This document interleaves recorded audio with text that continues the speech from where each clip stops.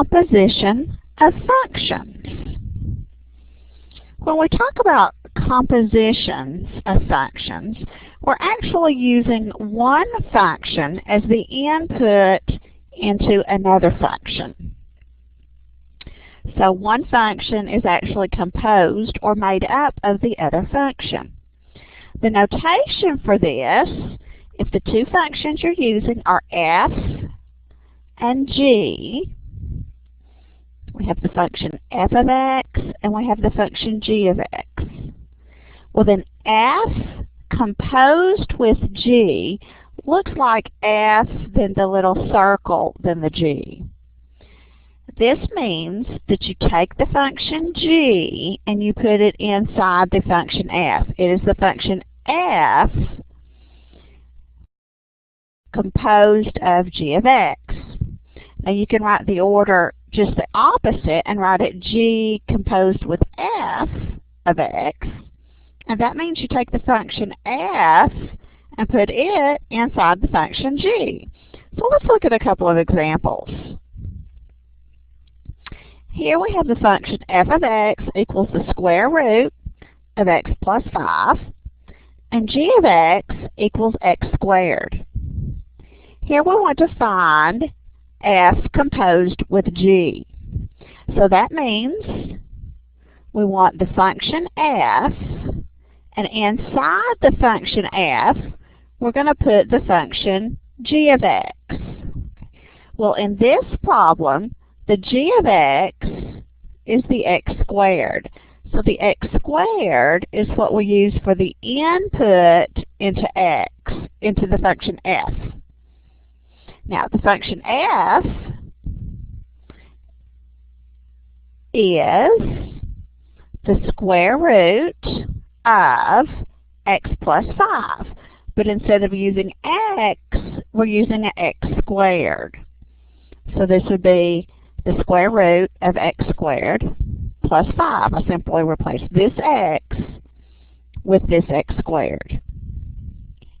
Now, f composed with g of 3 means I can take this 3 and just plug it right into that composition, that newly formed composition. So this would be the square root of 3 squared plus 5. So that would be the square root of 9 plus 5, which is the square root of 14. I also could do, let's see, what's a good enough one here? The same functions, g composed with f. So this time I'm going to be putting the function f inside the function g. So everywhere I see an x in the function g, I'm going to replace it with the square root of x plus 5. So this is where my x is, so I'm going to have the square root of x plus 5 squared. Now I can simplify that, because if I square a square root, that simply means I have whatever is under the radical. So I end up with x plus 5. Okay, now g composed with f of 3 means that I'm going to take a 3 and put it into my g composed with f function. So that would be 3 plus 5, which would be 8. Now, let's take a look at this. If this means g of f of 3, I can also do this with my function separately. F of 3 would be the square root of 3 plus 5, which would be the square root of 8. So g of f of 3 is the same as having, g of the square root of 8. So then if I put the square root of 8 into my function g, I have the square root of 8 squared, which again gives you the 8. So that just gives you a different way to look at finding the value of your composition. Now here I have a table of values, so we've got to be sure we understand what's in this table. The first row are x values. The second row are the values of f of x. So if x is 2, f of x is 1. If x is 4, f of x is 6, and so on. Then down below that, I have another row of x values and the values of g of x. So let's take a look at this. Here I have g composed with f of 6. So that means I want g of f of 6. So first thing I need to do is go to my f part of my table and see what f of 6 is. So if I go to x value of 6, f of x, which would be f of 6, would be 7.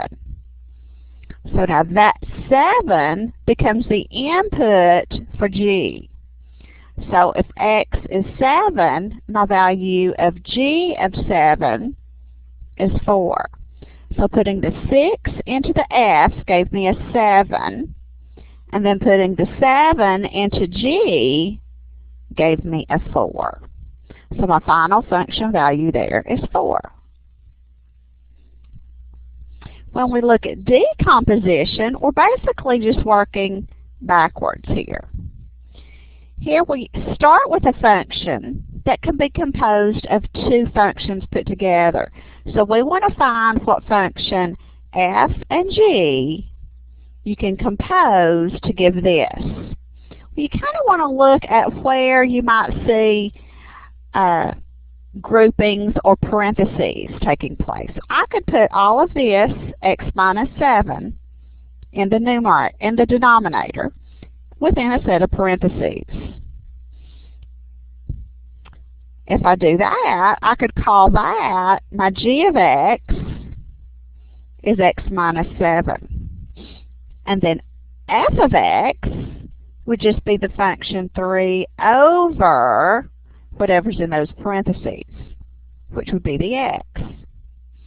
So if I do f composed with g, I get 3 over x minus 7. So these could be my two functions. If we look at this one, because all of this is under the radical, I can kind of think of this as being in parentheses. So that part that's kind of the inside part, I could call my g of x. So that would be 3x minus 8. And then the f of x would just be the part on the outside of the parentheses, which is just the square root. So that would be f of x equals the square root of x. So if I do f composed with g, I have the 3x minus 8 under the square root.